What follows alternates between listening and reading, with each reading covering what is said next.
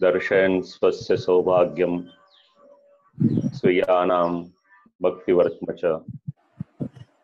स्वमनोबोधवाक्यानि प्रकटीकृतवान् प्रभुः। जन्तु स्वभावदोषोत्थ हन्तु चिन्ताकुलान् स्वकान् अवन्तः श्रीमदाचार्याः सन्तु मत्स्वान्तगोचराः। षोडश ग्रंथ व्याख्यानमाळामां આજે આપણે આરંભ કરી રહ્યા છીએ અંતઃકરણ પ્રબોધ ગ્રંથનો. 2 દિવસનું સત્ર રહેશે અંતઃકરણ પ્રબોધનું, અને આ સત્રના અધ્યક્ષ સ્થાને કાશીમાં બિરાજમાન વિદ્વદ્વરેણ્ય પૂજ્યપાદ ગોસ્વામી 108 શ્રી શ્યામ મનોહરજી મહારાજ શ્રી છે. સત્રના આરંભમાં શ્રી ઠાકોરજીને પ્રણામ કરી પૂજ્ય મહારાજ શ્રી एवं वल्लभ कुल ने प्रणाम एवं देश विदेशना जे श्रोताओं ઝૂમ હોય, ફેસબુક હોય કે યુટ્યુબ હોય, જે માધ્યમથી આપ લોકો શ્રવણ કરી રહ્યા છો, શ્રી આચાર્ય ચરણના સિદ્ધાંતને જાણવાની જે જિજ્ઞાસા છે, તો આપ સર્વને પણ ભગવત સ્મરણ અંતઃકરણ પ્રબોધ ગ્રંથનો પ્રસંગ અને ગ્રંથનું પ્રયોજન. તો જગતગુરુ શ્રી વલ્લભાચાર્યજી શ્રી મહાપ્રભુજીએ સંન્યાસ ગ્રહણ કર્યો એની પહેલા આ ગ્રંથની રચના કરી એવું માનવામાં આવે છે. ષોડશ ગ્રંથનો ક્રમ વિચારીએ તો 7મા ક્રમાંકે, અને લેખનનો ક્રમ વિચારીએ તો અંતિમ ક્રમાંકે આ ગ્રંથ હોય એવું જાણવા મળે છે. અનુસંધાન લેવું પડશે આપણે શ્રી ઠાકોરજીની આજ્ઞાની સાથે. પૂર્ણ પુરુષોત્તમ ભગવાને શ્રી મહાપ્રભુજીને શ્રીમદ ભાગવતજીના અર્થ પ્રકટ કરવાને માટે આજ્ઞા કરી, અને એ જ અનુસંધાનમાં આપશ્રીનું પ્રાકટ્ય થયું હતું. ક્રમબદ્ધ સુબોધિનીજીનું લેખન ચાલી રહ્યું હતું. પ્રથમ સ્કંદ, દ્વિતીય સ્કંદ અને તૃતીય સ્કંદ. ત્યારે શ્રી ઠાકોરજીને શ્રી આચાર્ય ચરણનો વિયોગ સહન ન થયો, એટલે આજ્ઞા કરી દશમ સ્કંદના વિવરણને માટેની. તે આજ્ઞા મુજબ શ્રી મહાપ્રભુજીએ શ્રીમદ ભાગવતજીનો દશમ સ્કંદના સુબોધિનીજીનું લેખન કાર્ય એ થઈ રહ્યું હતું અથવા તો થયું હતું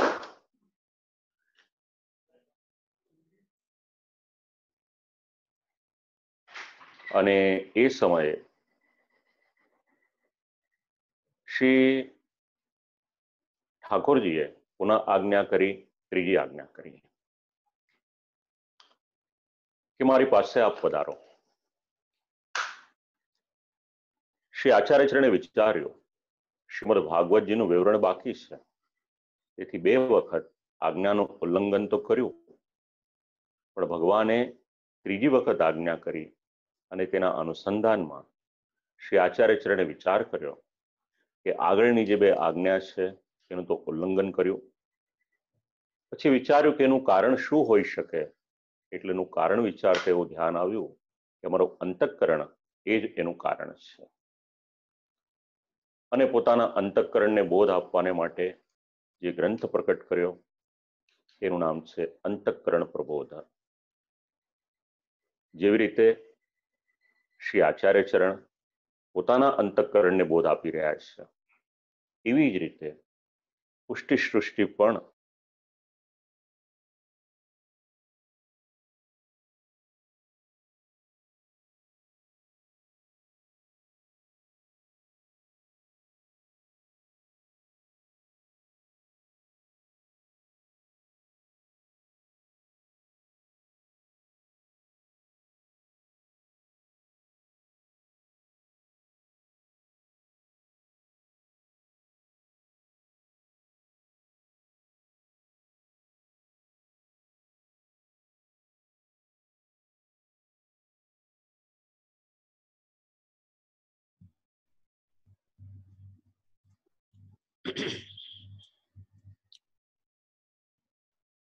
આ ગ્રંથના ફલ સ્વરૂપે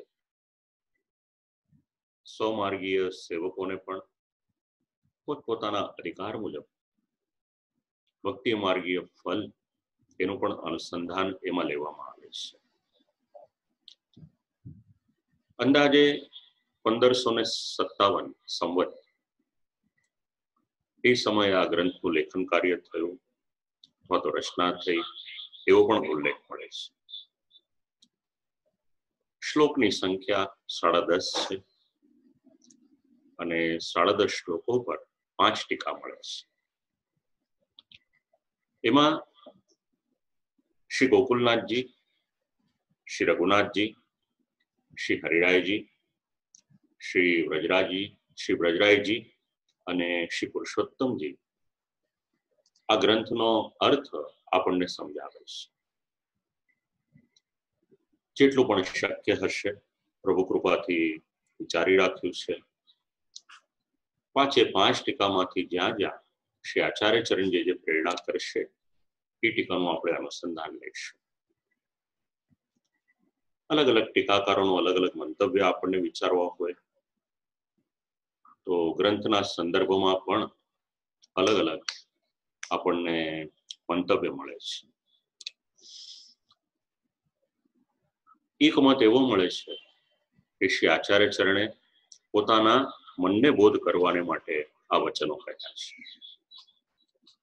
પૂર્ણ પુરુષોત્તમ ભગવાનની ઈચ્છા અનુસાર સ્વસ્વરૂપમ શ્રી ભાગવતમ 12 સ્કંધાત્મકમ પ્રકટીકૃત્ય, એટલે પોતાના સ્વરૂપ 12 સ્કંધાત્મક શ્રીમદ ભાગવતનો ગૂઢ અર્થ પ્રકટ કરવાને માટે શ્રી સુબોધિનીજીનું લેખન કરી રહ્યા હતા.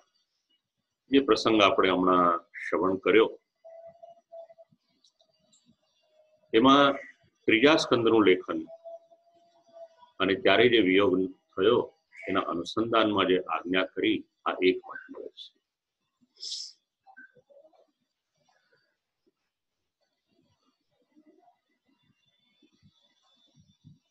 એક મિનિટ જરા.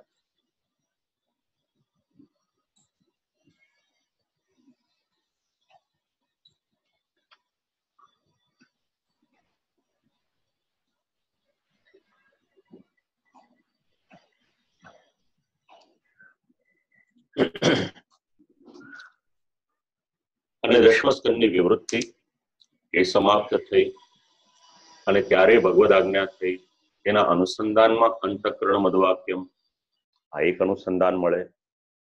અને બીજું આપણે વિચારીએ તો નવરત્નમ ગ્રંથની સાથે અનુસંધાન લેવું હોય તો એક ટીકાકાર એની સાથે પણ અનુસંધાન લે છે કે આજ્ઞા તો કરી કે કોઈ પણ પ્રકારની ચિંતા કરવી જોઈએ નહીં. અને ચિંતા ક્યાં થાય એટલે કે ચિંતા થવાનું સ્થાન એનું નામ છે અંતઃકરણ. અને અંતઃકરણનો સ્વભાવ કેવો એટલે કે એ તો ચંચલ છે. તેથી જીવના અંતઃકરણનું ધ્યાન એટલે તમારે મારા માટે આ વાત વિચારવી હોય તો આપણું અંતઃકરણ સંસારની અનેક વાતોમાં ભટકતું રહે છે. તો પછી શ્રી આચાર્ય ચરણે જે આજ્ઞા કરી એ આજ્ઞાનો પણ ભંગ થઈ જાય અને નિવેદન એ પણ બરાબર કદાચ થઈ શકે કે કેમ આ એક પ્રશ્ન આવે.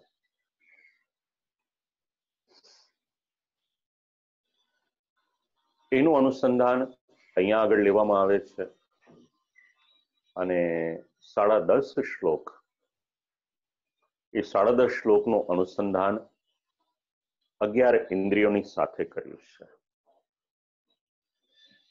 ટીકાકાર 10.5 ને 11 શ્લોક એ પ્રમાણે પણ નિરૂપણ કરે છે.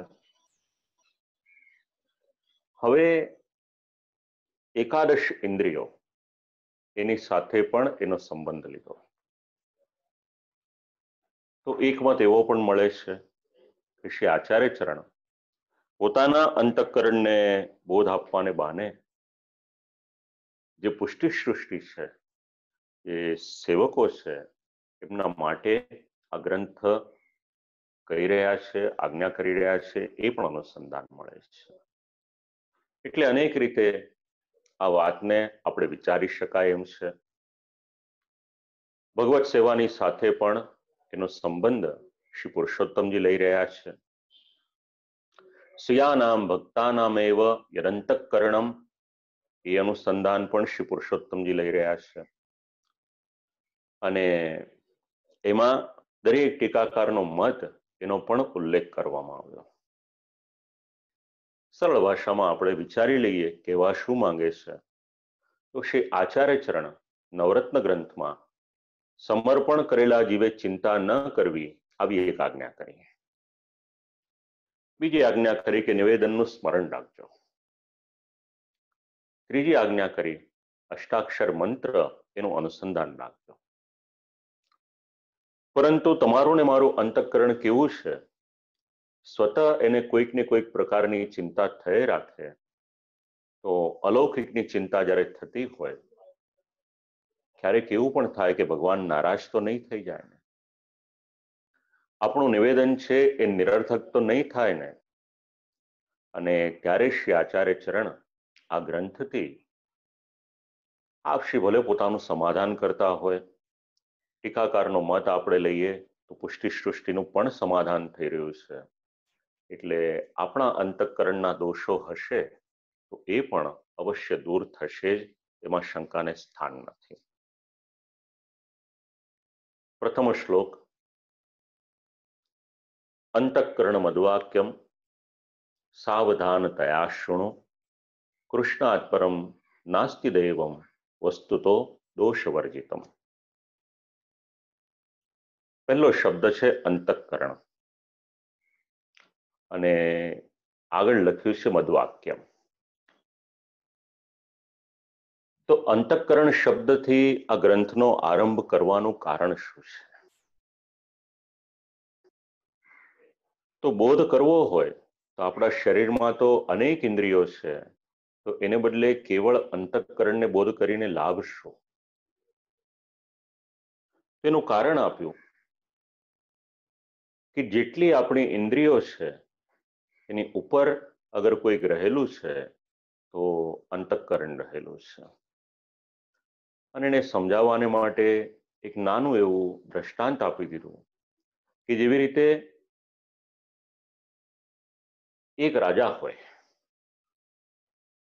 એના રાજ્યને વશમાં કરવું હોય, એની પર બીજાએ પોતાનું આધિપત્ય રાખવું હોય, તો સર્વપ્રથમ એ રાજાને વશમાં કરવા પડે.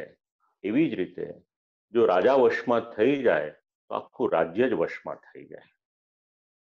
અને એ જ પ્રમાણે અહીંયા આગળ પણ જ્યારે અંતઃકરણને બોધ આપવામાં આવે છે, ત્યારે બાકીની બધી જ ઇન્દ્રિયો છે એ સ્વતઃ એની અંતર્ગત આવી જાય છે. એ બધી જ ઇન્દ્રિયોને એની સાથે સાથે બોધ મળી જાય છે. માટે આરંભ કર્યો છે અંતઃકરણ. હજી આગળ વિચારવું હોય તો અંતઃકરણનો અર્થ શું? તો બે શબ્દને થોડા છૂટા છૂટા પાડી દઈએ. અંતરનો એક અર્થ થાય છે અંદર અને કરણનો અર્થ થાય છે ઇન્દ્રિય.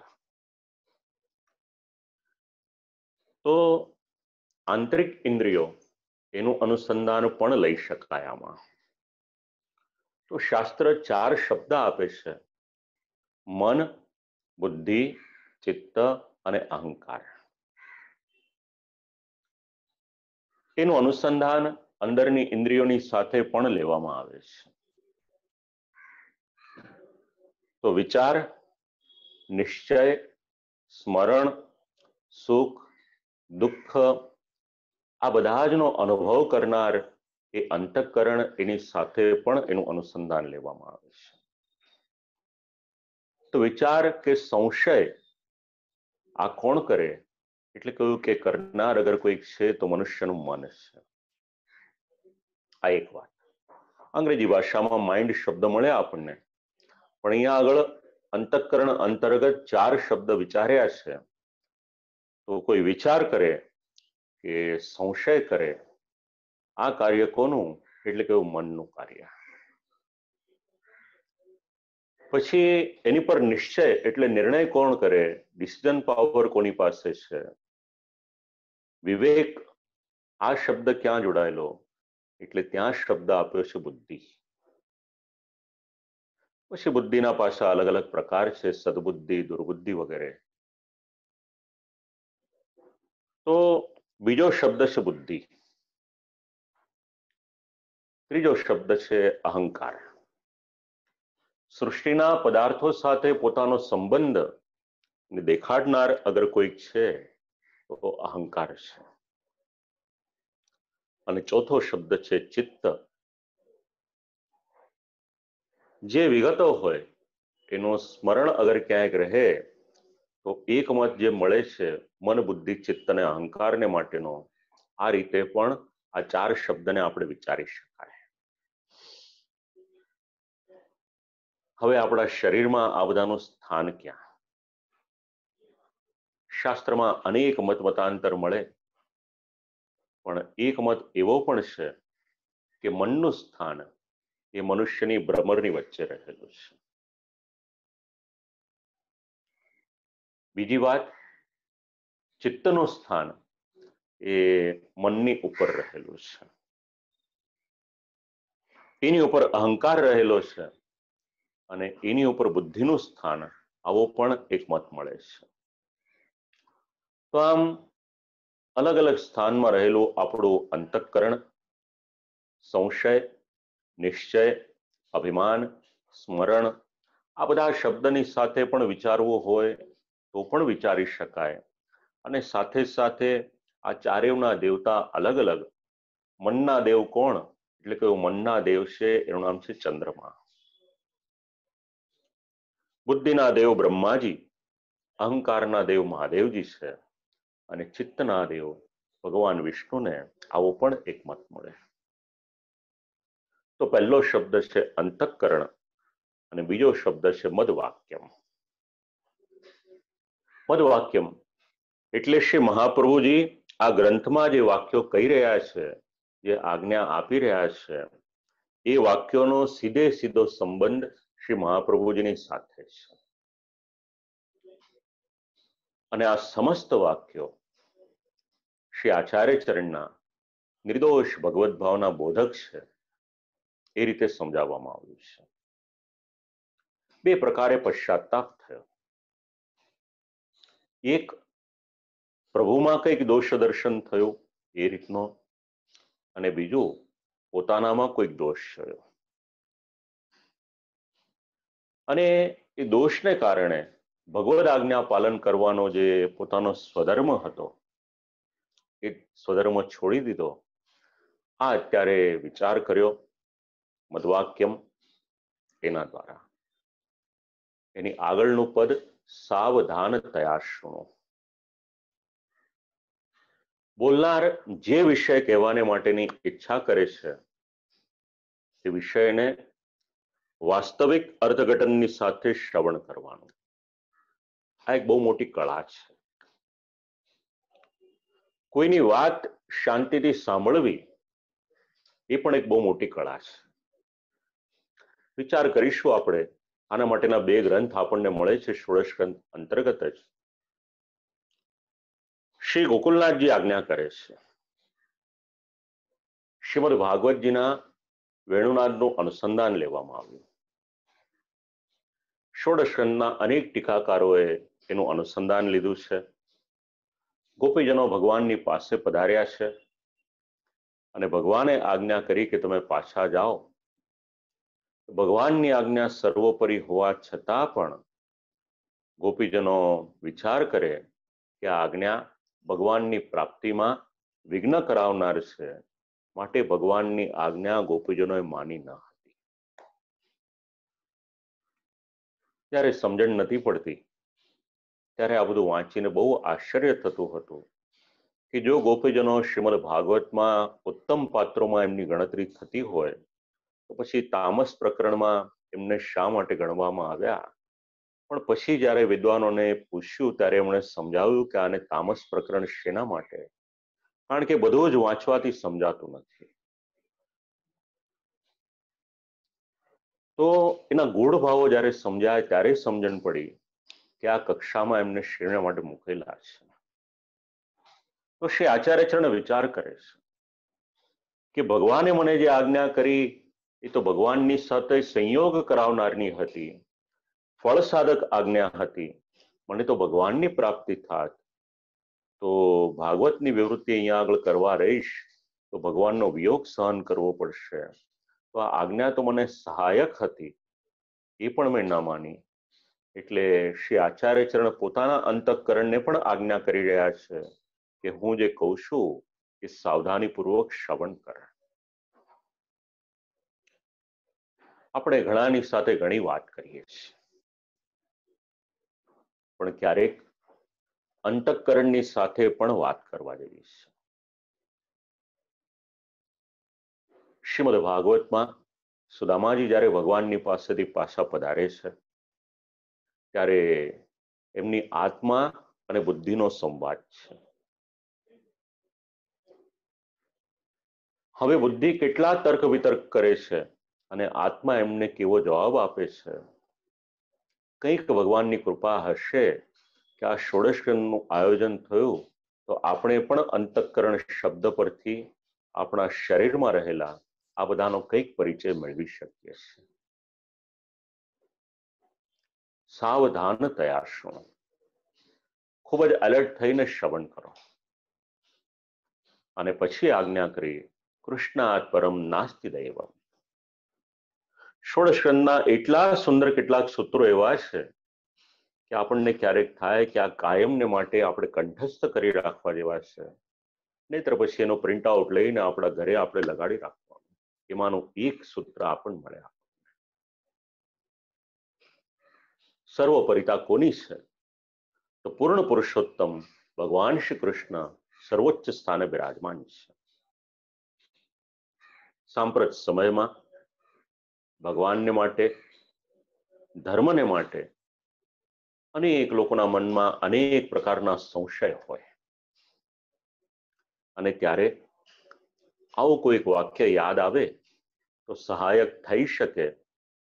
શાસ્ત્રની આવી આજ્ઞા હોય એને ખાસ કરીને વાંચો, વિચારો અને સમજો. કૃષ્ણ સર્વસત્તાધીશ, સંપૂર્ણ આનંદનું સ્વરૂપ. નાસ્તિ એટલે એમની સમાન કોઈ પણ બીજાની સત્તા નથી. શ્રીમદ ભગવદ્ ગીતા એનો પણ આધાર લઈ શકાય. અને દૈવ શબ્દ એને 10 પ્રકારે ટીકાકારો સમજાવે છે. સંસ્કૃતમાં જે ધાતુ છે દિવું, એની પરથી દૈવમ શબ્દ આવ્યો અને એનું અનુસંધાન ટીકાકાર ભગવાનની 10 પ્રકારની જે લીલા છે એની સાથે સમજાવે છે. શ્રી આચાર્યચરણ આજ્ઞા કરે છે કે આ 10 પ્રકારની જે લીલા છે આ બધા જ અર્થોને શ્રી કૃષ્ણની સાથે જોડવામાં આવ્યા છે. આવી સમજણ આપવામાં આવી કે ભગવાનની આટલી દિવ્ય લીલા, ભગવાનનું આવું સ્વરૂપ, અને એ ભગવાનની આજ્ઞાને મારાથી ઉલ્લંઘન કઈ રીતે કરાય? પોતાનો ભાવાવેશ છોડવાને માટેનો વિચાર અંતઃકરણ મધવાક્યમ ઇત્યાદિ દ્વારા શ્રી આચાર્યચરણ કરી રહ્યા છે. શ્રી કૃષ્ણ સર્વશ્રેષ્ઠ છે, બધા જ ના પૂજ્ય છે. શ્રીમદ ભાગવત વાંચો, કેવળ વાંચવા પૂરતું નહીં, એને વિચારો. અનેક દેવો ત્યાં સુધી કે બ્રહ્માજી સુદ્ધા ભગવાનની સ્તુતિ કરે છે. ત્યાં આપણને ભગવાનની સર્વોપરિતાના અનેક પ્રમાણ મળે છે. અને કૃષ્ણાત પરમ નાસ્તિ દૈવમ એનું અનુસંધાન લો શ્રીમદ ભાગવતના શ્લોકોની સાથે. એનું અનુસંધાન લેવું હોય તત્વાર્થ દીપ નિબંધની સાથે લો. એકમ શાસ્ત્રમ દેવકી પુત્ર ગીતમ એકો દેવો દેવકી પુત્ર એવ. બસ ત્યાં આગળ પણ જે શબ્દ પ્રયોગ કર્યો છે એનું અનુસંધાન અહીંયા આપણે લઈ લઈએ તો સમજવામાં, આ વાતને સમજવામાં, આ સિદ્ધાંતને સમજવામાં સાનુકૂળતા રહે. સર્વોપરિતા અગર કોઈકની છે તો ભગવાન શ્રી કૃષ્ણની. અને કેવા છે તો વસ્તુ તો દોષ વર્જિતમ. ભૂલે ચૂકે પણ ભગવાનની કોઈ પણ લીલામાં ક્યારેય પણ કોઈ પણ પ્રકારનો દોષ જોશો નહીં.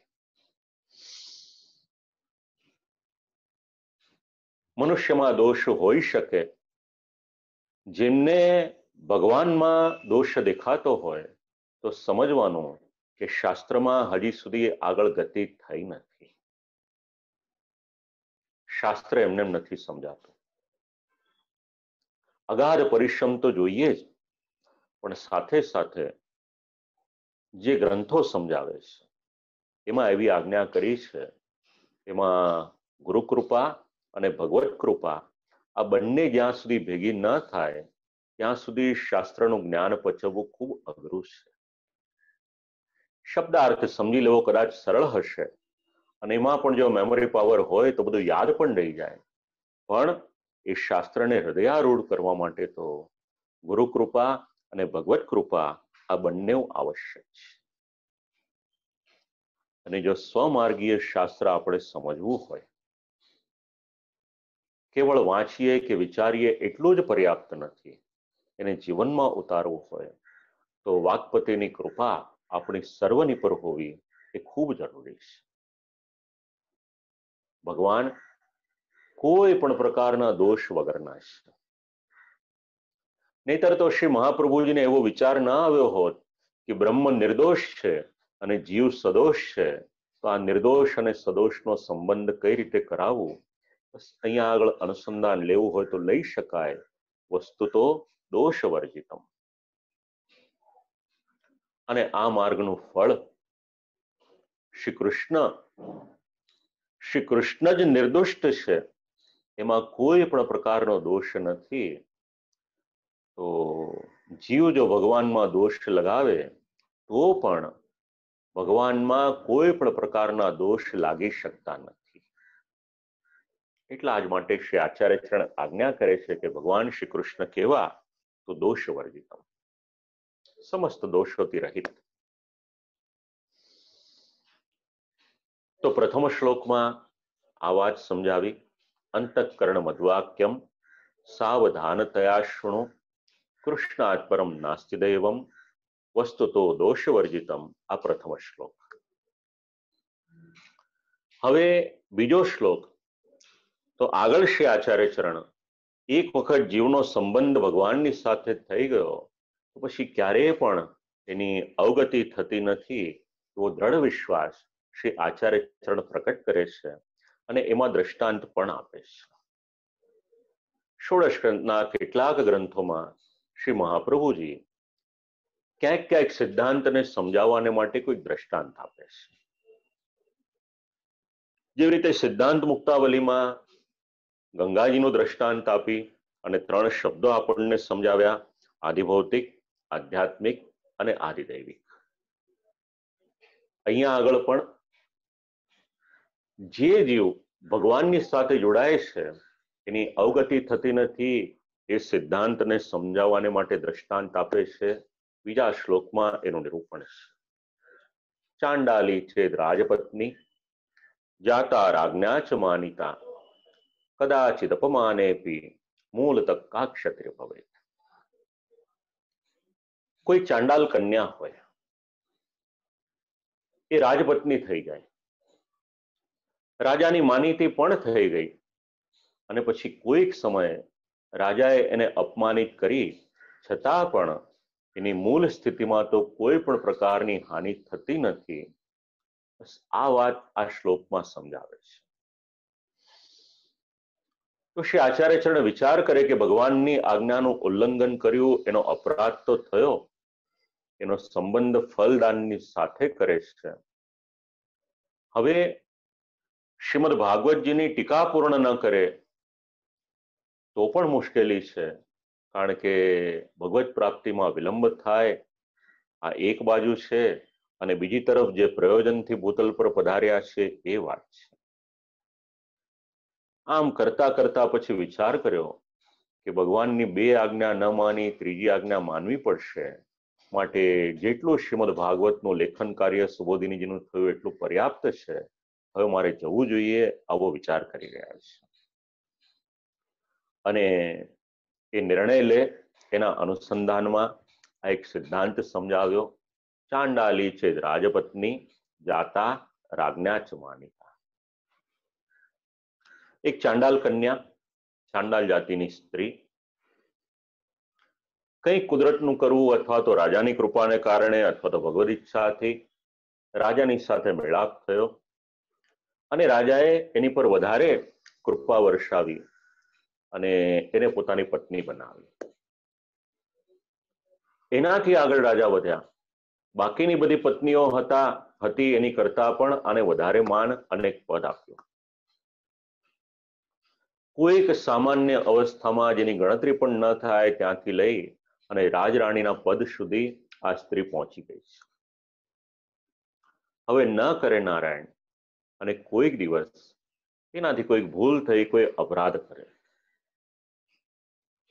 અને રાજાએ એનું અપમાન કરી દીધું, તો શ્રી આચાર્યચરણ કહે છે કે રાજપત્નીના અર્થમાં શું એની કોઈ પણ પ્રકારે ક્ષતિ થઈ? ગમે એટલું રાજાએ અપમાન એનું કર્યું, પણ રાજાની પત્નીના રૂપમાં તો એ રહેલી જ છે, માટે એને બીજું કોઈ પણ પ્રકારનું નુકસાન નથી. આ વાત સમજાવી છે. એની કમ્પેરિઝન કરી છે એના પૂર્વ જે વ્યવસ્થા હતી, એનું જીવન હતું એની સાથે. ભલે આવી સ્ત્રીને રાજાએ પત્ની બનાવી દીધી, રાજાની સાથે કર્મકાંડ વગેરેમાં પણ એને સ્થાન મળ્યું, પત્નીની રીતના બેસતી પણ હતી. શ્રી આચાર્યચરણ કહે છે કે આ સ્ત્રીને ટીકાકારો સમજાવે છે કે શ્રી આચાર્યચરણ આ સ્ત્રીને ભોગ્યા નથી કહેતા, પણ પત્ની કહે છે. છંદોભંગ તો થવાનો ન હતો, એને આ પદવી મળી, એને એક પદ મળ્યું, તો ભોગ્યા ન કહી અને પત્ની કહી, તો જે રીતે પત્નીનો ત્યાગ ન કરે એવી જ રીતે એ રાજા એ ચાંડાલીનો ત્યાગ નથી કરતો, કારણ કે હવે એ પોતાની પત્ની બની ચૂકી છે. બસ આ જ વાત તમારા અને મારા જીવનની સાથે અહીંયા આગળ જોડી છે. કદાચિદ અપમાનેપી મૂલતઃ કા ક્ષતિર્ભવે તત્રાન ખેદઃ કાર્યઃ. રાજાએ અપમાન કર્યું તો એ સ્ત્રીએ કોઈ પણ પ્રકારનો ખેદ ન કરવો જોઈએ, કારણ કે એનું પદ તો વિદ્યમાન છે જ.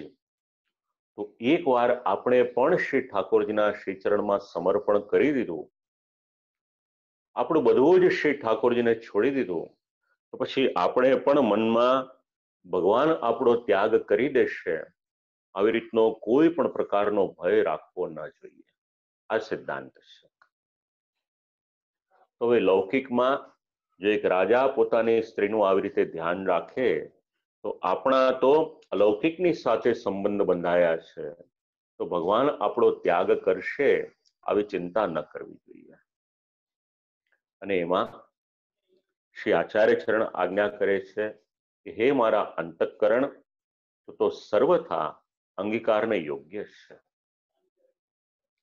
ભગવાન અલૌકિક અને ભગવાને કરેલું અંગીકાર એ પણ નિત્ય છે, માટે ફલ વિલંબને માટેની પણ કોઈ પણ પ્રકારની ચિંતા તું કરીશ નહીં. સાથે સાથે પોતાના અંતઃકરણને એ રીતે પણ સમજાવ્યું કે હવે શ્રીમદ ભાગવતનું વિવરણ પૂરું કરવાનો આગ્રહ એ રાખીશ નહીં. અને કદાચ એવું પણ બને કે ફલદાનમાં વિલંબ થાય, તો એનું પણ સ્પષ્ટીકરણ કરી દીધું. જો વિલંબ થાય એટલો વિપ્રયોગ વધે, અને જેમ જેમ વિપ્રયોગ વધે એમ શ્રી ઠાકોરજી વધારે ને વધારે કૃપા કરી રહ્યા છે એવું પણ અર્થઘટન વિચારી શકાય છે. કારણ વિલંબ કેવો છે? એક તો વિપ્રયોગાત્મક રસરૂપ છે, તો વિલંબ પણ ફલરૂપ છે. સંન્યાસ નિર્ણયમાં તો આની ખૂબ ચર્ચા કરી છે. તો અલૌકિક પ્રકારથી પોતાનું પ્રબોધન શ્રી આચાર્ય ચરણ કરી અને આપણને સર્વને આ ઉપદેશ આપી રહ્યા છે કે ભૂલે ચૂકે પણ એવી ચિંતા કરશો નહીં. આપણે બ્રહ્મ સંબંધ લીધું, નિવેદન કર્યું, સમર્પણ કર્યું, એની પહેલા આપણી જે સ્થિતિ હતી, તો સમર્પણ જ્યારે કરીએ છીએ, આત્મનિવેદન કરીએ છીએ, બ્રહ્મ સંબંધ લઈએ છીએ, આપણા જ્યારે સંસ્કાર થાય છે ત્યારે પહેલાની કરતા તો આપણી સ્થિતિ એ વધારે જ સારી થયેલી છે. આ સિદ્ધાંત અહીંયા સમજાવ્યો છે કે મન દાસ્યમ સ્મર મનઃ સ્વયં દાસાનામ નાપમાનનમ, કે મન પોતાની દાસતાનું સ્મરણ કર, એટલે આપણે ભગવાનના દાસ છીએ એ વાતનું સતત સ્મરણ રાખવાનું. વૃત્રાસુર જે શબ્દ કહે છે ચતુશ્લોકીમાં અનુસંધાન આવશે આપણને. કારણ જો દાસ છીએ તો દાસને પછી માન શું અને અપમાન શું? એક શેઠને ત્યાં કોઈ કામ કરનાર કારીગર હોય, શેઠ કદાચ ગુસ્સે થાય તો બે શબ્દ કઈ પણ દે, પણ એનો જે કારીગર હોય એટલું બધું મન ઉપર વાત ન લગાવે. તો જો લૌકિકમાં આ વ્યવસ્થા હોય તો આપણે તો અલૌકિક પતિની સાથે જોડાયેલા છીએ, તો ભગવાનની સાથે જ્યારે જોડાયા ત્યારે માન અપમાન એનો કોઈ પણ પ્રકારનો લૌકિક વિચાર આપણે કરવા જેવો નથી. તો આપણને લાગે કે આ મારું અપમાન થયું, તો ભગવાનની ઈચ્છા અપમાન કરવાની હોતી નથી, પરંતુ શિક્ષા અથવા તો દંડ રૂપે ક્યારેક અપમાન થાય, એ જીવનું અપમાન કરે એ સ્વેચ્છાથી નહીં પણ દંડ રૂપે ભગવાને કરવું પડે છે. અને ક્યારેક દંડ હોય, ભગવાન ક્યારેક કોઈકને દંડ આપે તો એ પણ એના હિતને માટે આપે છે. શ્રીમદ ભાગવતનો 10મ સ્કંદનો 16મો અધ્યાય વાંચો, ત્યાં આગળ શબ્દ લખેલા છે ન્યાયો હિ દંડ.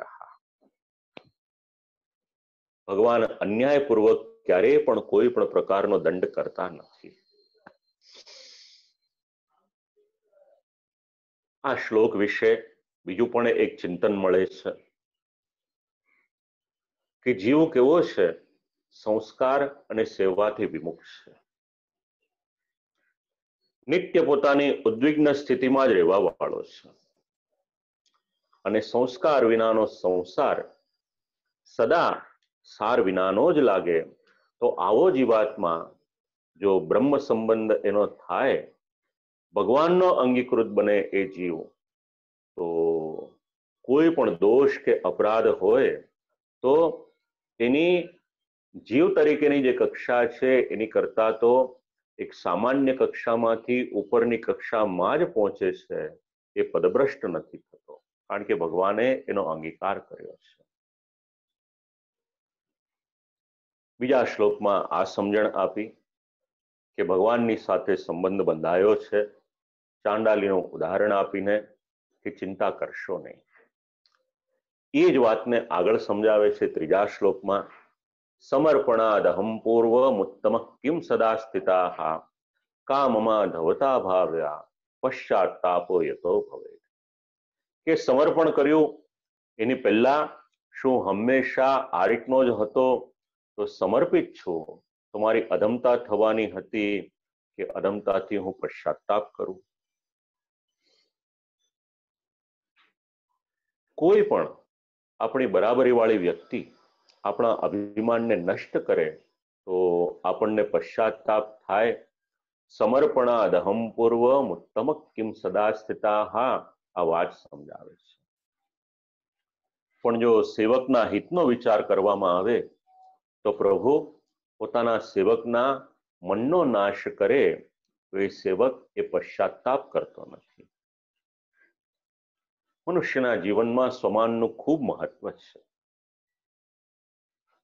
નાનું બાળક હોય એને પણ સ્વમાન હોય, સામાન્ય વ્યક્તિ હોય એને પણ સ્વમાન હોય, અને જેમ વ્યક્તિ મોટો એમ એનો એક અહંકાર, એનો ઈગો, એના કારણે એને સ્વમાન પોતાનું વધારે વાલું હોય. અને એ વાત સમજવી હોય તો શ્રીમદ ભાગવતનો 4થો સ્કંદ ધર્મ પ્રકરણ વાંચો. એમાં શ્રી મહાદેવજીના શબ્દો વાંચો એટલે સમજાશે કે સ્વમાનની કિંમત શું છે. 3જો સ્કંદ વાંચો, વિદુરજીનું ચરિત્ર વાંચો તો સમજાશે કે વિદુરજી કેટલા અપમાનિત થયા હતા. તો શ્રી આચાર્યચરણ આજ્ઞા કરે છે, પોતાના અંતઃકરણને સમજાવે છે કે ભાવાવેશના કારણે જે અભિમાન કર્યું એ યોગ્યતા પણ પ્રભુના અસાધારણ સંબંધને કારણે જ મળી છે, એની પહેલા નહીં. પૂર્વમુત્તમાહ કિમ સદા સ્થિતાહ. સમર્પણ નહોતું કર્યું એ દશામાં પણ શું અત્યારના જે મને સ્થાન મળ્યું છે એ મળી શકત ખરું? તો મારી આવી યોગ્યતા તો ન થઈ શકત તો પછી કઈ અધમતાનો વિચાર કરવો જોઈએ? આ વાત સમજાવી. જીવનમાં પણ આ બધા સિદ્ધાંતો ખૂબ ઉપયોગી છે. જીવના દોષની નિવૃત્તિ સમર્પણ કરવાથી થાય છે. આ અનુસંધાન અહીંયા આગળ લીધું છે. કામમાં ધમતા ભાવ્યા પશ્ચાતાપો યતો ભવેત. તો કઈ પ્રકારની અધમતા? તો સમજાય છે કે જીવમાં અધમતા તો રહેવાની, પણ એક વખત ભગવાનની સાથે સંબંધ જોડાઈ ગયો તો આપણે જે આગળ વિચાર કર્યો હતો દોષા પંચવિદા સ્મૃતા, એનું પણ અનુસંધાન આપણી સમજણ માટે લઈ શકાય.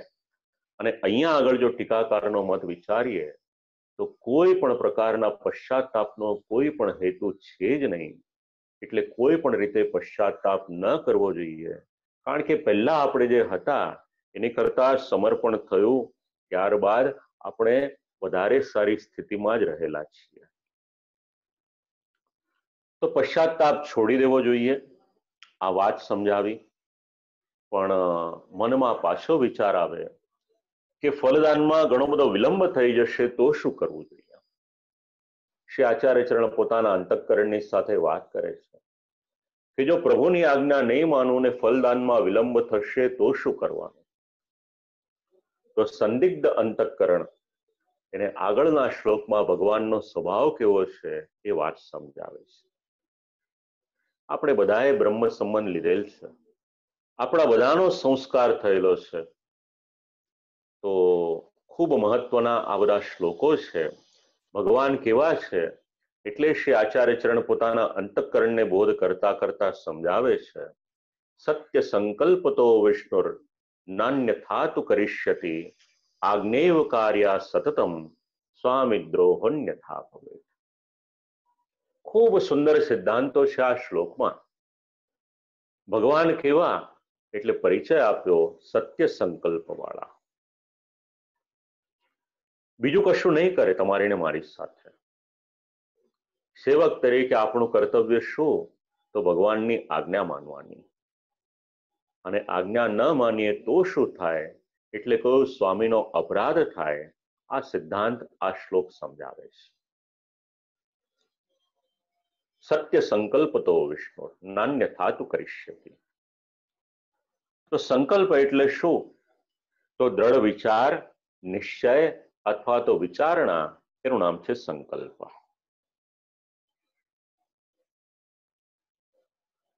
આગળનું કોઈ કાર્ય કરવાનું હોય એના માટે સંકલ્પ કરવો પડે.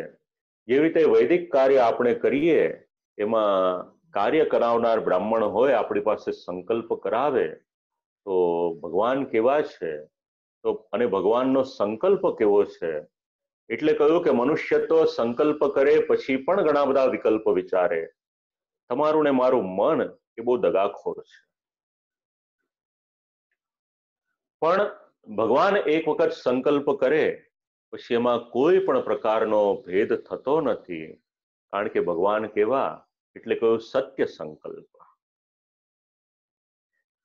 મનુષ્ય કેવો છે, ભગવાનના મંદિરે જાય છે અથવા તો ઘરે સેવા કરે છે, એક તરફ સત્ય સ્વરૂપ ભગવાનનું સેવન કરે છે અને બીજી તરફ એના જીવનમાં અસત્ય બોલે છે, તો ભગવાન કેવા, ભગવાનનું સ્વરૂપ પણ સત્ય, નહીતર એવું ન કહ્યું હોત સત્યવ્રતમ સત્ય પરમ ત્રિસત્યમ સત્યસ્ય યોનિમ નિહિતમ ચ સત્યે, અને સત્યમ પરમ ધીમહિ આ બધા શબ્દ ના આવ્યા. તો સ્વરૂપથી સત્ય છે, સાથે સાથે સંકલ્પથી પણ સત્ય છે. અને મનુષ્ય એના બોલેલાની ક્યારે કિંમત બદલાઈ જાય એ કંઈ કહેવાય નહીં, એના શબ્દોની કિંમત એ મનુષ્ય સમજતો નથી. આટલો તફાવત છે ભગવાનમાં ને આપણામાં. તો ભગવાન કેવા, સત્ય સંકલ્પ, જેમના મનના વિચાર છે એ યથાર્થ છે, એ ભગવાન વિષ્ણુ. એ કેવા છે એટલે કે અંદરથી અને બહારથી રસથી વ્યાપ્ત છે, ઓતપ્રોત છે. અને એ ભગવાનનો સંકલ્પ શું? તો આ જીવનું કલ્યાણ કરવાનું, ફલદાનમાં વિલંબ નહીં કરે, આ ભગવાનનો સંકલ્પ છે. અને એનું પ્રમાણ ક્યાંથી મળે? તો ભગવાન સ્વયં આજ્ઞા કરે છે, યે યથા મામ પ્રપદ્યન્તે તાંસ તથૈવ ભજામ્યહમ. જે ભાવથી એ જીવ મારી શરણાગતિ સ્વીકારે છે, હું એને એ જ ભાવથી પ્રાપ્ત થઉં છું. આ ભગવાનનો સંકલ્પ છે. અને ભગવાનનું ઔદાર્ય કેટલું છે! શત્રુ ભાવથી પણ કોઈ ભગવાનની પાસે ગયો તો ભગવાને એને પાછો નથી મોકલ્યો. શ્રીમદ ભાગવતનો 7મો સ્કંદ એનું પ્રમાણ આપે છે. ન્યૂનતા અને હીનતા એ જીવમાં ભરેલી છે, ભગવાનમાં ક્યારેય પણ કોઈ પણ પ્રકારની બે વાત નથી. ભગવાને એક વખત વિચાર કર્યો, હરિએ કોઈ પણ વસ્તુનો એક વખત વિચાર કર્યો તો એ સત્ય જ છે, કારણ કે વિષ્ણુની વાણી એ વેદ વાક્ય છે, સર્વવ્યાપી અને રક્ષક છે. કોઈ પણ સેવકને માટે, કોઈ પણ ભક્તને માટે ક્યારેય પણ મુશ્કેલી થાય એવું કાર્ય નહીં કરે. અને એનું અનુસંધાન જોઈતું હોય તો વાલ્મીકી રામાયણમાં પણ શ્રી રામચંદ્રજીના વચન છે કે એક વખત જે જીવ મારું શરણ સ્વીકારે, મારી શરણાગતિ કરી લે, પછી એને અભયદાન આપું છું. આ મારું વ્રત છે. દદામ્યેતત વ્રતમ મમ. આ વાલ્મીકી રામાયણના શ્લોકો છે. તો તમારે ને મારે કરવાનું શું? શ્રી આચાર્ય ચરણ પોતાના અંતઃકરણને બાને સમજાવી રહ્યા છે આપણને. સત્ય સંકલ્પ તો વિષ્ણુર નાન્ય થાતુ કરિષ્યતિ. આ સિદ્ધાંત યાદ રાખજો. હવે એનાથી આગળ, જો આપણે ભગવાનના સેવક થયા છીએ, પોતાની જાતને આપણે વૈષ્ણવ કહીએ છીએ, પોતાની જાતને આપણે પુષ્ટિમાર્ગીય વૈષ્ણવ કહીએ છીએ, ભગવાનના સેવક કહીએ છીએ, તો જીવનમાં સિદ્ધાંત હોવો જોઈએ. ચોથા શ્લોકનો ઉત્તરાર્ધ, આજ્ઞેવ કાર્યા સતતમ.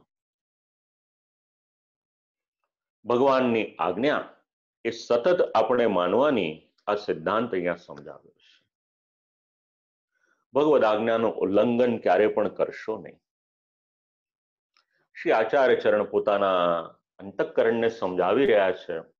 ફળદાનમાં થવાવાળા વિલંબના સંદેહને પણ છોડીને સતત ભગવાનની જે આજ્ઞા છે, આ ભગવદ આજ્ઞા અનુસાર જ કાર્ય કરવું જોઈએ. ક્યારેય પણ ભાવાવેશમાં પણ ભગવાનની આજ્ઞાથી વિપરીત કાર્ય ન કરવું જોઈએ. આ શ્રી મહાપ્રભુજી પોતાના અંતઃકરણને સમજાવી રહ્યા છે. અને કદાચ ભગવાને જે આજ્ઞા કરી એ આજ્ઞાથી વિપરીત કરે કોઈ તો શું થાય? એટલે તરત કહ્યું, સ્વામી દ્રોહોન્યથા ભવે. આજ્ઞાનું પાલન ન કરીએ તો શું થાય? એટલે સ્વામીનો દ્રોહ થાય. સ્વામી એટલે કોણ? બીજું કોઈ નહીં પણ ભગવાન.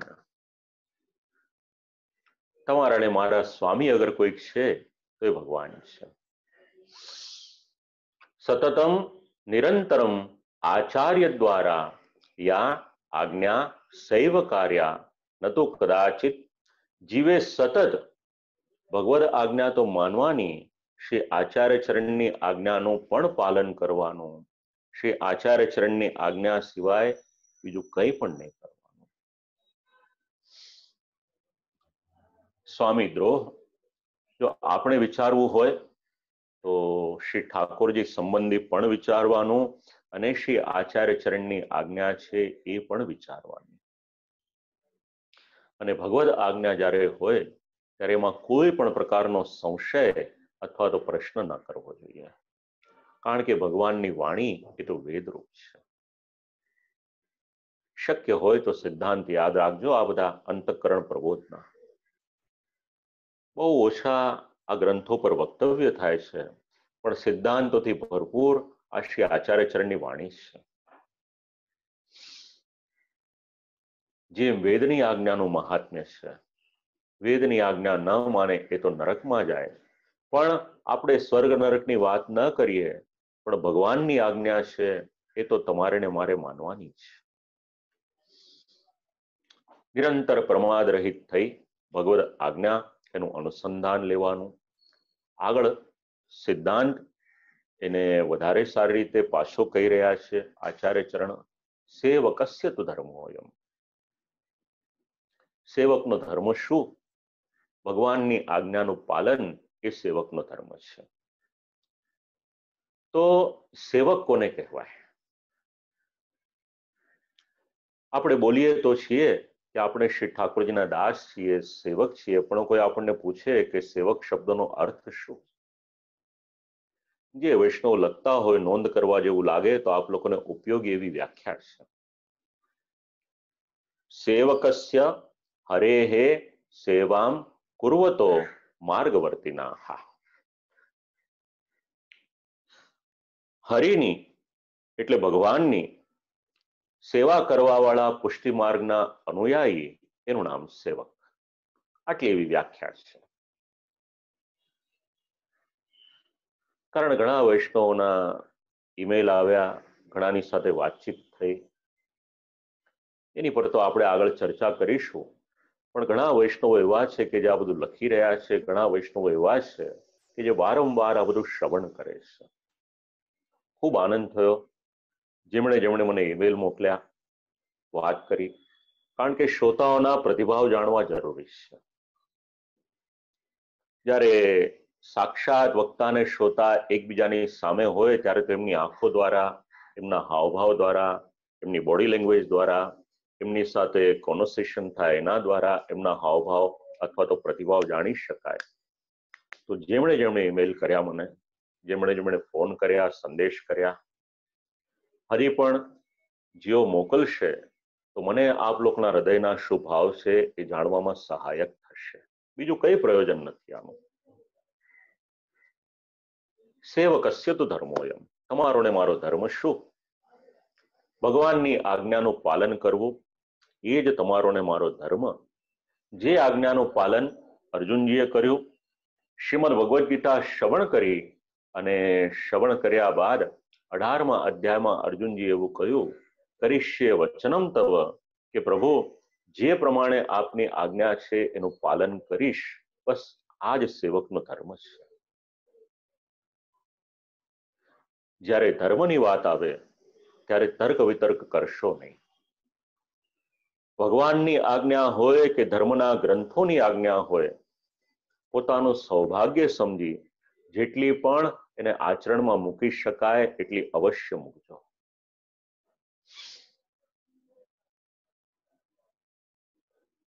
સ્વામી સ્વસ્ય કરિષ્યતિ. આપણો ધર્મ શું? આપણે ભગવાનની આજ્ઞા, આપણે આચાર્ય ચરણની આજ્ઞા માનવાની, આપણે ધર્મના ગ્રંથોની આજ્ઞા માનવાની, બાકીનું બધું જ ભગવાનની પર છોડી દો. ભગવાન કરશે. સ્વામી સ્વસ્ય કરિષ્યતિ. હવે શ્રી આચાર્ય ચરણ જે આજ્ઞા થઈ હતી એનું અનુસંધાન યાદ કરાવે છે. આજ્ઞા પૂર્વમ તો યા જાતા ગંગા સાગર સંગમે યા પિપશ્યાન મધુવને ન કૃતમ તદ્વયમ મયા દેહ દેશ પરિત્યાગો સ્તુતિયો લોક ગોચરા. બે આજ્ઞા ક્યાં ક્યાં થઈ એ સ્થાનના નામ ગણાવ્યા છે, શેને માટે થઈ એ વાત સમજાવી રહ્યા છે. પ્રથમ આજ્ઞા ક્યાં થઈ તો ગંગા સાગર સંગમે, ગંગા સાગરના સંગમ પર. બીજી આજ્ઞા ક્યાં થઈ? યાપી પશ્ચાન મધુવને એટલે મધુવનમાં. ન કૃતમ તદ્વયમ મયા, મેં બંને આજ્ઞાનું પાલન ન કર્યું. આ બે આજ્ઞા શેની હતી? દેહ ત્યાગ અને દેશ ત્યાગ કરવાની આજ્ઞા હતી. અને ત્રીજી આજ્ઞા જે થઈ એ તો પ્રસિદ્ધ સંન્યાસ ગ્રહણની હતી. આ વાત શ્રી આચાર્ય ચરણ આ શ્લોકમાં કહી રહ્યા છે. શ્રી આચાર્ય ચરણ પોતાના અંતઃકરણને આ વાત સમજાવી રહ્યા છે. હવે આજ્ઞા તો ગંગા સાગર સંગમ. પૂર્વાજ્ઞાયા વિષયો દેહ પરિત્યાગ. પહેલી આજ્ઞા થઈ એ દેહના પરિત્યાગની. તો બટ ઓબ્વિયસ છે, આપણે બધા જાણીએ છીએ, ઘણી વખત આપ લોકોએ શ્રવણ પણ કર્યું છે કે મનુષ્યનો દેહ ખૂબ જ દુર્લભ છે. આપણા ગ્રંથો એ આજ્ઞા કરે છે. અને જો એ દેહનો આપણે ત્યાગ કરી દઈએ, આવી ભગવાનની આજ્ઞા હોય તો એ કઈ રીતે પડાય? ટીકાકાર શ્રી ગોકુલનાથજી આ પ્રશ્ન ઉપાડે છે કે બળપૂર્વક દેહનો ત્યાગ કરી દઈએ તો એ તો દોષ છે. ખૂબ મહત્વનો મુદ્દો છે. આમ આપણે વિચારીએ તો આજે નાની નાની ઉંમરમાં જે બધા સુસાઇડ કરી રહ્યા છે, જો અંતઃકરણ પ્રબોધના ટીકાકારોના મત વાંચે એકવાર તો એમનું મન તો અવશ્ય બદલાઈ જાય. એટલા જ માટે આપણે ત્યાં બાલ્યાવસ્થાથી સંસ્કારનું ખૂબ મહત્વ છે. અને સંસ્કારમાં પણ ધર્મના ગ્રંથો એ ખૂબ મહત્વનો ભાગ ભજવે છે. જીવનમાં ક્યારેય પણ નિરાશ થાવ, આપણી કરતા જે વધારે દુઃખી હોય એને યાદ કરી લેજો. ઘણા પાત્રો છે, આપણી પર તો કંઈ દુઃખ નથી આવ્યું. પુરાણના અને ઇતિહાસના પાત્રો એવા છે. ઇતિહાસ એટલે મહાભારત. દુઃખ એટલું બધું આવ્યું કે શરીર ઉપર વસ્ત્ર પણ નથી ટક્યું, એટલું દુઃખ આવ્યું છે. શ્રી આચાર્ય ચરણ પોતાના અંતઃકરણની સાથે આ વાત કરી રહ્યા છે, દેહ ત્યાગની વાત. તો દેહનો સંબંધ મનુષ્યના કર્મોની સાથે કર્મને આધીન છે. અને પ્રારબ્ધ ભોગ પૂર્ણ કર્યા વગર જો દેહનો ત્યાગ કરી દે તો મુશ્કેલી થાય કે નહીં. એટલે શ્રી આચાર્ય ચરણ પોતાના અંતઃકરણને સમજાવે છે કે મારો દેહ એ પ્રમાણેનો લૌકિક દેહ નથી કે જે કર્મને આધીન હોય કે પ્રારબ્ધ ભોગની સાથે સંબંધ હોય. કારણ કે મારું તો ભૂતલ પર પધારવાનું થયું સાક્ષાત ભગવાનની આજ્ઞાને કારણે. શ્રી મહાપ્રભુજીના સ્વરૂપ મહાત્મ્યમાં આ ટીકાના શબ્દો ખૂબ ઉપયોગી થઈ શકે એવા છે. શ્રી આચાર્ય ચરણનું શ્રીઅંગ એ લૌકિક નથી, અલૌકિક છે. તો ભગવદ આજ્ઞા મુજબ એનો ત્યાગ કરવો પડે તો પછી કઈ ચિંતા ન કરવી જોઈએ. અને બીજો દેશનો પરિત્યાગ એ તો સ્પષ્ટ છે કે ભાઈ આ ભૂમિ છોડી અને પાછા મૂળ સ્થાનમાં આપ પધારો. અને એ સમયે મધુવન તથા મધુવન સર્વા ગૂઢ લીલા પ્રકાશિતા. ભગવાને આ આજ્ઞા શેને માટે કરી? તો શ્રી ઠાકોરજીની ગૂઢ લીલા હતી એને પ્રકાશિત કરી શ્રી આચાર્ય ચરણે. ભગવાને વિચાર કર્યો કે દરેકનો આ લીલામાં અધિકાર નથી, માટે લાવો શ્રી આચાર્ય ચરણને મારી પાસે બોલાવી લો. અને એટલા જ માટે તૃતીયો લોક ગોચરા, ત્રીજી આજ્ઞા કરી. ત્રીજી આજ્ઞા જે લોક પ્રસિદ્ધ છે, સ્મૃતિ આદિ શાસ્ત્રોમાં જે કહેલો છે એ ગૃહત્યાગ કર્યા પછી સંન્યાસ ગ્રહણ કરવો, એ પરિત્યાગ શ્રી આચાર્ય ચરણે કર્યો. હવે જે શ્રોતાઓ શ્રીમદ ભાગવત પરના સુબોધિનીજીમાં ખૂબ રસ ધરાવે છે, એમના માટે ખૂબ મહત્વનું ભાથું કહો તો ભાથું અને જાણકારી કહો તો જાણકારી અહીંયા આગળ મળે છે. જે શ્રોતાઓ શ્રીમદ ભાગવત અધ્યયન એટેન્ડ કરે છે પહેલા દિવસથી, ઘણા શ્રોતાઓ છે એવા, ગઈકાલે રાજેશભાઈએ મસ્કતથી મને ઈમેલ કર્યો, ઘણું લખ્યું છે, એમણે પોતાના અહોભાવ વ્યક્ત કર્યા છે. પહેલા દિવસથી આજ દિવસ સુધી કિરણભાઈ છે, રાજેશભાઈ છે, આવા ઘણા બધા શ્રોતાઓ દેશ વિદેશના તો જોડાયેલા છે જ, મુંબઈના બી ઘણા શ્રોતાઓ છે, આપણા ભારતના પણ છે. ત્યાં તો આ બધું મેં સમજાવેલું છે. શરૂઆતમાં જ 1, 2, 3 વક્તવ્ય થયા, એમાં બધો ઉલ્લેખ કરેલો છે. એનું મૂળ અહીંયા જ છે. સુબોધિનીજી જ અત્યારના આપણને કેવળ 3 સ્કંદ, પહેલો, બીજો, ત્રીજો, 10મો સ્કંદ અને 11મા સ્કંદના અમુક અધ્યાયો સુધી મળે છે. એનું મૂળ અહીંયા આગળ રહેલું છે. કારણ શ્રી ઠાકોરજીએ વિચાર કર્યો કે જો શ્રી આચાર્ય ચરણ આ બધી ગૂઢ લીલા છે એનો ગૂઢાર્થ પ્રકટ કરી દેશે તો દરેકનો એની પર અધિકાર નથી. શાંતિથી વાંચજો, વિચારજો આ વાતને. દરેક લીલા પર દરેકનો અધિકાર નથી, અને એ અધિકાર નથી. જો એવી લીલા વિશ્વમાં પ્રકટ થઈ જશે, એ પ્રકટ થાય એવી શ્રી ઠાકોરજીની ઈચ્છા હતી નહીં, માટે શ્રી આચાર્ય ચરણને આજ્ઞા કરી કે હવે આપ પાછા પધારો. અને એ જ આજ્ઞાના અનુસંધાનમાં શ્રી આચાર્ય ચરણે જે સૂક્ષ્મ ટીકાનું લેખન કર્યું હતું એ તો પૂર્ણ કર્યું હતું. એની પછી શ્રી સુબોધિનીજી એનો આરંભ થયો, અને એ લેખન ક્રમમાં 3 સ્કંદ થયા, પછી 10મો સ્કંદ થયો. પણ પછી જ્યારે શ્રી ઠાકોરજીની ઈચ્છા ન હતી ત્યારે શ્રી આચાર્ય ચરણે શ્રી સુબોધિનીજીના લેખનને વિરામ આપવો પડ્યો. આપણને અત્યારના જે શ્રી સુબોધિનીજી પ્રાપ્ત થાય છે એ આટલા જ સ્કંદ કે અધ્યાય પર શેના માટે છે એનું અનુસંધાન આપણને અહીંયા મળે છે. આ જ આનંદ છે શાસ્ત્રનો. બે રીતે વિચાર કરી શકાય, એક ઉપર છલ્લો અને એક એમાં ઊંડાણપૂર્વક વિચાર કરો. જેવી રીતે એક મરજીવો હોય સમુદ્રના પેટાળ સુધી જાય ત્યારે એને ઉત્તમમાં ઉત્તમ રત્ન કે મોતી મળી શકે, બસ એવી જ રીતે આપણા શાસ્ત્રનું છે. જેમ જેમ એમાં ઊંડા ઉતરતા જઈએ એવી રીતના આવા દિવ્ય પ્રસંગો અને સિદ્ધાંતો આપણને આ શાસ્ત્રોમાંથી જાણવા મળે છે. કોઈનું બોલેલું બોલી દેવું એમાં બહુ આનંદ નથી.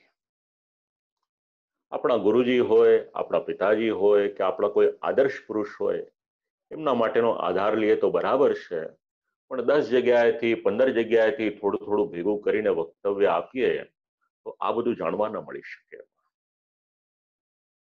એનો કોઈ શોર્ટકટ નથી, એનો રસ્તો બહુ લાંબો છે, અને એક જ શબ્દમાં એ રસ્તાને માટે આપણે વિચાર કરવો હોય તો એક જ શબ્દ છે, એનું નામ છે પરિશ્રમ. જ્યાં સુધી અગાધ પરિશ્રમ ન થાય ત્યાં સુધી આવા બધા પ્રસંગો એ પ્રાપ્ત ન થાય.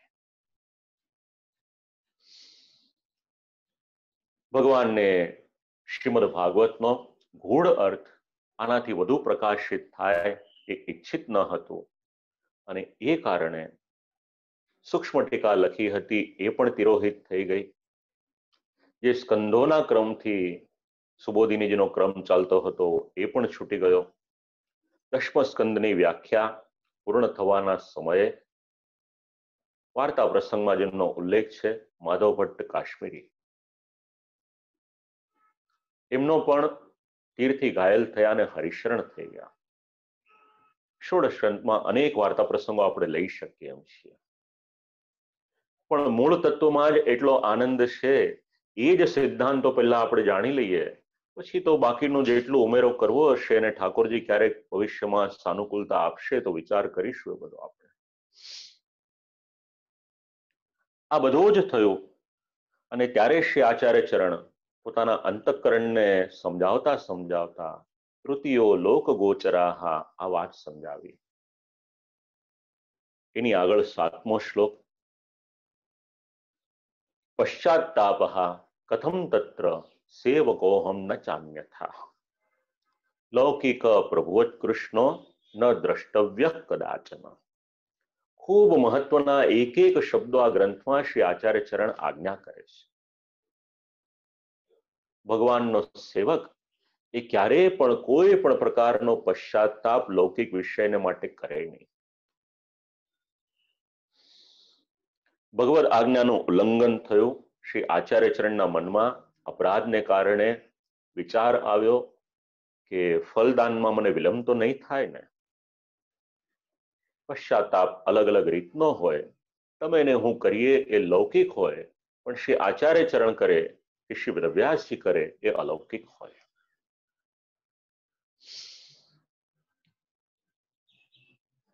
એ બધું ચિંતન કરે અને ચિંતનના ફલ સ્વરૂપે વિશ્વને અનેક પ્રકારના સાહિત્યની પ્રાપ્તિ થાય.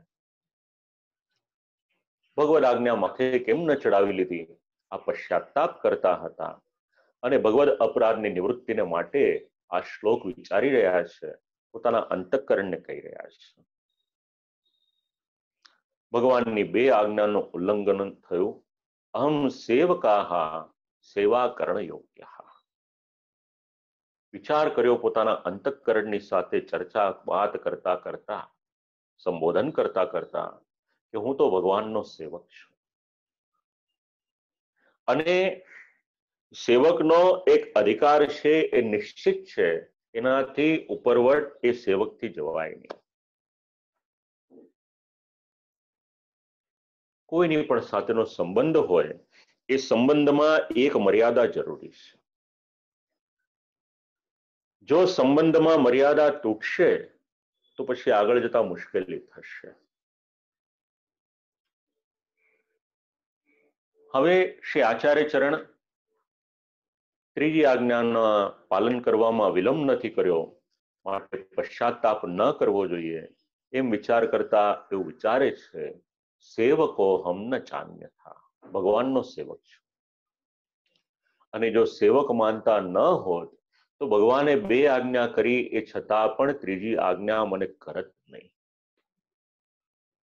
આપણા જીવનમાં પણ ક્યારેક એવું થાય, એક ભૂલ કરીએ આપણે, બે ભૂલ કરીએ, એ છતાં પણ ભગવાનનો અનુગ્રહ થાય તો આ વાત યાદ રાખી લેજો, સેવકો હમ ન ચાન્યથા.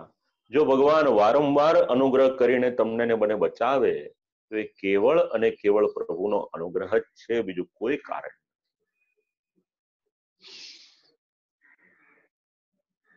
વિચાર કર્યો શ્રી આચાર્ય ચરણે કે પ્રભુનો અનુગ્રહ ન હોત, પોતાનો સ્વીય જાણીને મને આ પ્રકારે ફલદાનમાં વિલંબ ન કર્યો હોત અને આ રીતે પશ્ચાતાપ ન કરત તો આ બધો પાઠ મને કઈ રીતે શીખવાડત.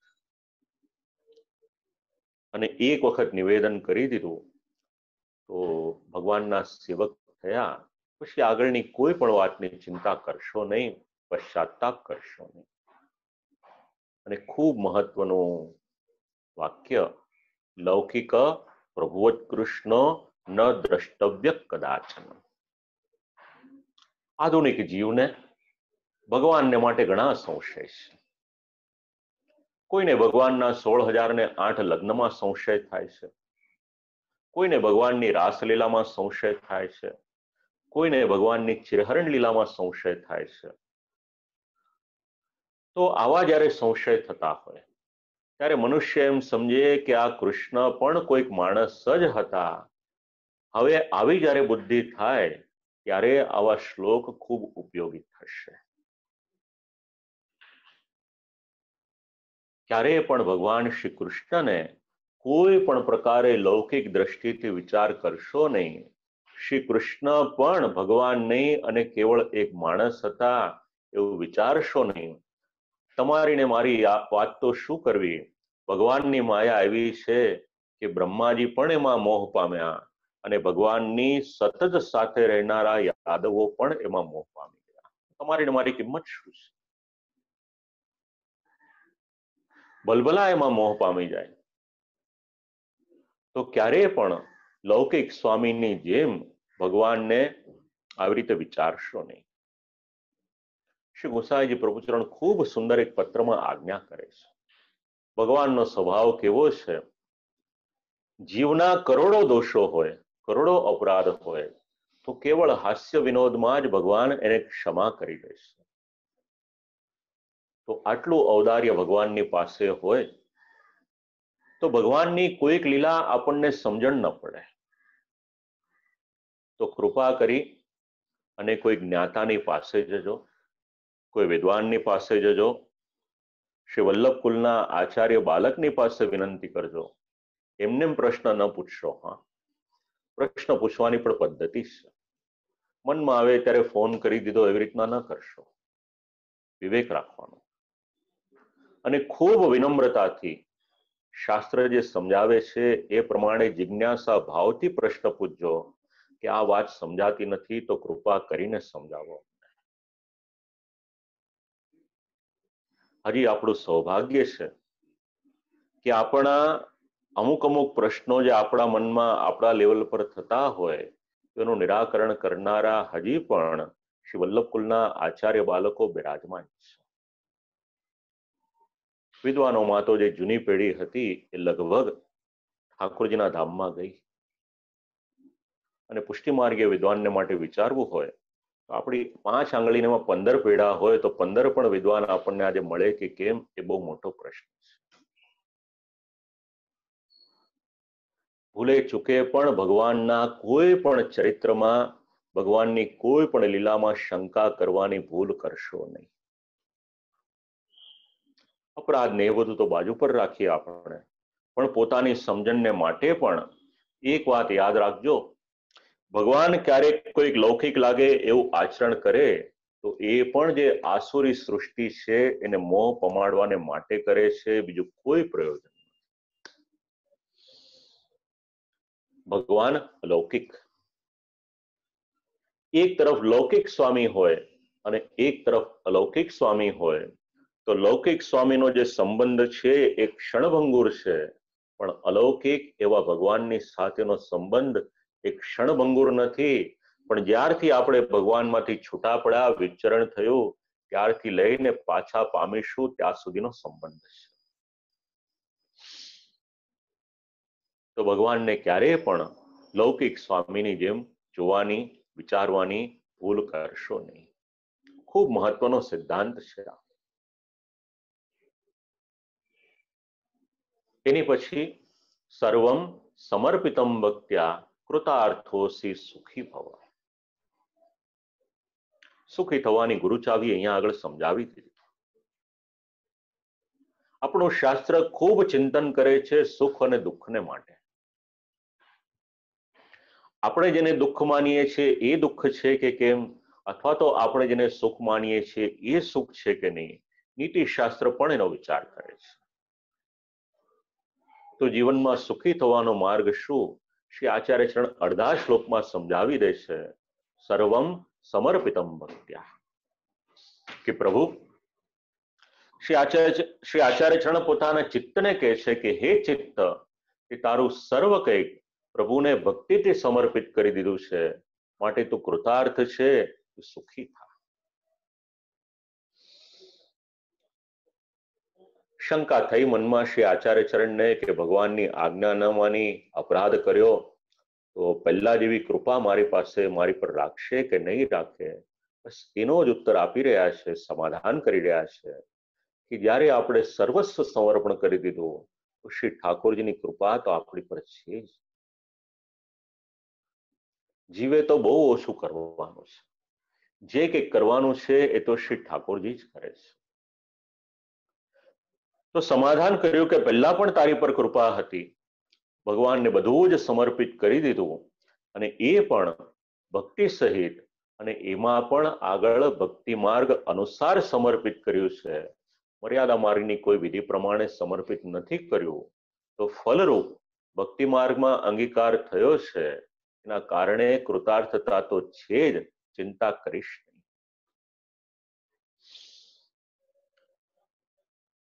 કોઈ પણ પ્રકારની ચિંતા ન કર, અને જીવનો ધર્મ શું, ભગવતી સર્વ સમર્પણમ જીવ ધર્મ.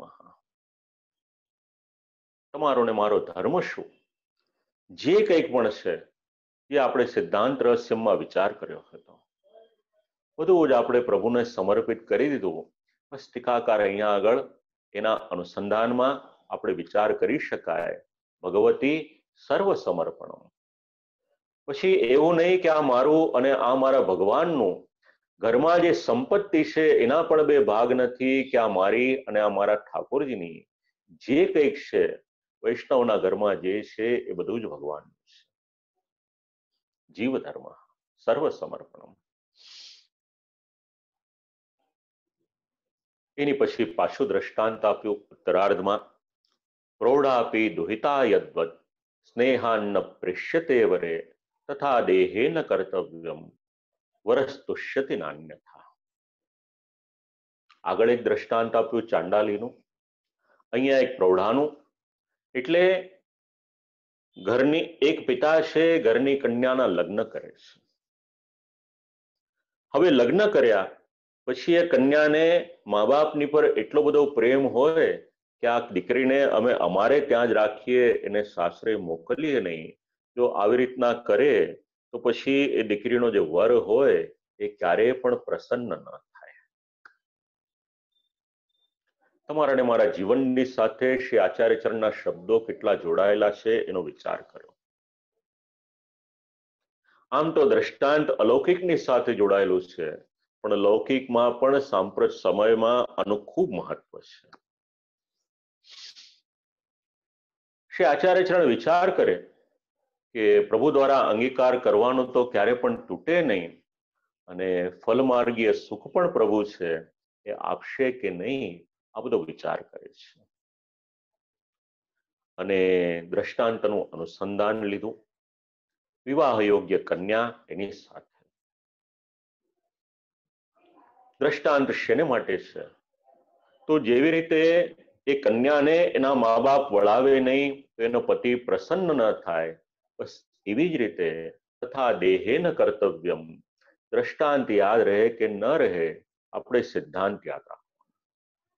કારણ કે ઘણી વખત એવું થાય છે કે દ્રષ્ટાંત યાદ રહી જાય ને સિદ્ધાંત યાદ ન રહે. તો મૂળ તો સિદ્ધાંત યાદ રાખવાનો, એનું નામ છે તથા દેહેન કર્તવ્ય. તો જેવી રીતે કન્યાને માટે વિચાર કર્યો, એવી રીતે દેહે દેહ ત્યાગ વિશે સર્વાત્મના પ્રભુ સંતોષા ભાવાદ વિલંબો ન કાર્ય. તો જેવી રીતે કન્યાને ન વળાવે તો એનો વર પ્રસન્ન ન થાય, એવી જ રીતે આપણો સંબંધ તો પ્રભુની સાથે થઈ ગયો, પણ ભગવાને આપણને આજે દેહ આપ્યો, એ દેહ જો આપણે પ્રભુ સેવામાં સમર્પિત ન કરીએ તો પછી આપણા પતિ આપણા શ્રી ઠાકોરજી પ્રસન્ન થાય કે ન થાય એનો વિચાર. ખૂબ મહત્વના આ બધા સિદ્ધાંતો છે. દેહ ત્યાગ ન કરવાનો આગ્રહ શ્રી આચાર્યચરણ આ બધું ચિંતન કરે છે ને એમાં આ બધો વિચાર કરે. તો ભગવાને આપણને જે દેહ આપ્યો, આપણે પ્રભુની સાથે સંબંધ તો થઈ ગયો, હવે એ સંબંધ નિભાવવાની જવાબદારી આપણી. વડીલો આ બધા શ્લોકોના અનુસંધાનમાં કથામાં કહેતા હતા, મારા પિતૃચરણ હોય કે ગોલોકવાસી પૂજ્ય શ્રી પ્રદ્યુમ્ન શાસ્ત્રીજી મારા ગુરુજી હોય, દ્રષ્ટાંત આપીને સમજાવતા હતા કે એક કન્યાના લગ્ન થયા હોય, એના વરની સાથે સંબંધ બંધાયો, પછી એ કન્યાએ એના વરની સેવા કરવી જોઈએ અથવા તો એની સાથે રહેવું જોઈએ. એ ન કરે અને વર્ષમાં 1 કે 2 દિવસ એને મોઢું દેખાડી દે કે હજી આપણો સંબંધ ટકેલો છે, તો એ સંબંધ કેટલો ટકે એ પ્રશ્ન છે. બસ આપણી પરિસ્થિતિ કેવી છે? ભગવાનની સાથે સંબંધ તો બાંધ્યો, સંસ્કાર થઈ ગયા, આપણા બ્રહ્મ સંબંધ થઈ ગયા, પણ આપણે સેવા કરવી જોઈએ. એને બદલે પછી આપણો જન્મદિવસ હોય કે જન્માષ્ટમી હોય કે દિવાળી હોય કે કોઈ ઉત્સવ હોય, ત્યારે પ્રભુના દર્શન કરી લઈએ અને આપણે કહી દઈએ કે હજી આપણો સંબંધ ટકેલો છે, તો એવી રીતે ના ચાલે. તથા દેહેન કર્તવ્ય. ભગવાને આપેલો દેહ જેટલો શક્ય હોય જે પ્રમાણે આજ્ઞા કરી સેવા કૃતિર ગુરોર આજ્ઞા, એ પ્રમાણે ગુરુ શબ્દના તો અનેક અર્થ ત્યાં વિચારી શકાય, પણ એ પ્રમાણે જે પ્રમાણે આજ્ઞા થઈ હોય, શક્ય હોય એ રીતે ભગવત સેવામાં તો જોડાઓ. અને જ્યાં સ્વરૂપ સેવા નથી પધરાવી ત્યાં બાકીના પણ પ્રકારો આપણે ત્યાં છે. જે પ્રમાણે શ્રી ઠાકોરજીની સાથે જોડાઈને રહી શકાય, તદ અકર્ણાહા વરાહા પ્રભુ અન્યથા ન તુષ્યતિ. આ ટીકાકારનો સિદ્ધાંત યાદ રાખવાનો. જો આવું નહીં કરીએ તો વર એટલે આપણા પ્રભુ એ પ્રસન્ન નહીં થાય. આ સિદ્ધાંત યાદ રાખવાનો. આ શ્રી આચાર્ય ચરણ પોતાના અંતઃકરણની સાથે વાત કરે અને એમાંથી તમને ને મને આ બધા સિદ્ધાંત મળે. લોક વચ્ચે સ્થિતિર્મે સ્યાત કિમ સ્યાદ ઇતિ વિચારય અશક્ય હરિરેવાસ્તિ મોહમ માગા કથંચન. લોકો જેમ સંસાર આસક્ત છે એવી રીતે જો મારી સ્થિતિ થાય તો શું થાય એનો વિચાર કર. જો દેહથી સેવા અશક્ય બને તો સર્વ દુઃખ હરતા એ ભગવાન જ છે. માટે કોઈ પણ પ્રકારે ચિંતા કરીશ નહીં. હવે શ્રી આચાર્ય ચરણને ચિંતા થઈ, મનમાં વિચાર આવ્યો, પ્રશ્ન થયો કે આ ગુણાર્થને પ્રકટ કરવાની માટેની જે આજ્ઞા થઈ તો એના કારણે શું થાત? તો લોકમાં મારી પ્રસિદ્ધિ થાત. સિદ્ધાંત જરા આપણે આપણી ભાષામાં સમજીએ. બે પર્યાય છે આપણી પાસે. એક આપણે લોકોને રાજી રાખવા છે કે એક આપણે ભગવાનને રાજી રાખવા છે. જો લોકોને રાજી રાખવા હોય તો એ મુજબ આપણે જીવન જીવવું પડશે, અને જો ભગવાનને રાજી રાખવા હોય તો ભગવાનની આજ્ઞા, શ્રી આચાર્ય ચરણની આજ્ઞા અને શાસ્ત્રની આજ્ઞા મુજબ આપણે આપણું જીવન જીવવું પડશે. નિર્ણય આપણે કરવાનો. ભગવાન પણ આપણે ફોર્સ નથી કરતા અને શાસ્ત્ર પણ ફોર્સ નથી કરતું. એવું હોત તો પછી જીવના અલગ અલગ પ્રકાર ન બતાવ્યા હોત. આપણે આપણું આત્મકલ્યાણ કઈ રીતે કરવું છે અને ભગવાનની સાથે કઈ રીતે સંબંધ બાંધવો છે, બંધાયો છે તો રાખવો છે, ટકાવવો છે, એ બધું નિર્ણય આપણે કરવાનો. તો આચાર્ય ચરણ વિચાર કરે કે જો મેં ટીકા લખી પણ દીધી હોત તો જે રીતે શ્રી વેદવ્યાસજીનું નામ થયું, જે રીતે જૈમિનીજીનું નામ થયું, એ રીતના મારું પણ નામ થાય. પણ એટલું પર્યાપ્ત નથી. હવે ન તો સ્વમાર્ગીય ઉત્કર્ષોપી, એનાથી મારો સ્વમાર્ગીય ઉત્કર્ષ ન થાય. મારો ઉત્કર્ષ શું? તો ભગવદ આજ્ઞા મુજબ મારું આગળનું કાર્ય કરવું, એમાં જ મારો ઉત્કર્ષ છે. અને પુષ્ટિ માર્ગીય ફલભોગ કરવાની ઈચ્છા એનું અનુસંધાન લીધું છે. અને જો પુષ્ટિ માર્ગીય ફલ ન મળે તો પછી બાકીના બધા ફલ લઈને આપણે કરીશું પણ શું? અશક્ય હરિરેવાસ્તિ મોહમ માગા કથંચન. ફલ પ્રાપ્તિમાં વિલંબ ન થવો જોઈએ. આ જ ચિંતન કરતા રહેવું જોઈએ. તો ફલ પ્રાપ્તિને માટે પોતાના દેહ સંબંધી એને છોડી દે તો શું? તો આ શરીરનો ત્યાગ કરવામાં, દેહનો ત્યાગ કરવામાં ભગવદ આજ્ઞા કે ભગવદ ઈચ્છા છે. તો સમસ્ત દુઃખોને હરણ કરનારા અગર કોઈક છે તો હરિ છે. શ્રી આચાર્ય ચરણને હરિ શબ્દ ષોડશમાં વિશેષ પ્રીતિવાળો હોય એવું દેખાય આપણને, કારણ કે અનેક શ્લોકોમાં, અનેક ગ્રંથોમાં એનો ઉલ્લેખ આવે. અને એ જ વ્યાખ્યા આપણને મળે કે ભક્તોના દુઃખને હરનાર એ આ હરિ છે. તો મુખ્ય ફળમાં જે વિઘ્ન આવવાના હશે એ પણ ભગવાન જ દૂર કરશે. માટે કથંચન એના અનેક અર્થ કર્યા છે. કોઈ પણ પ્રકારે મોહ ન રાખવો જોઈએ. આ એક અર્થ આપણે વિચારીએ. અને આમ કરતા કરતા ઉપસંહાર કર્યો. ઇતિ શ્રી કૃષ્ણદાસસ્ય વલ્લભસ્ય હિતમ ચાહા ચિત્તમ પ્રતયદાકર્ણ્ય ભક્તો નિશ્ચિંતતામ ભજેત. ઇતિ કૃષ્ણદાસસ્ય.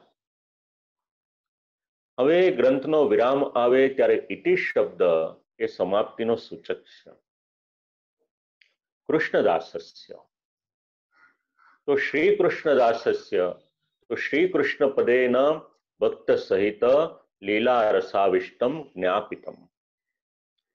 તો શ્રી કૃષ્ણ પદ દ્વારા ભગવાન શ્રી કૃષ્ણને એમના ભક્તો સહિત કરેલી લીલાના રસથી પરિપૂર્ણ જે સ્વરૂપ છે એ સ્વરૂપનું અહીંયા અનુસંધાન લીધું છે.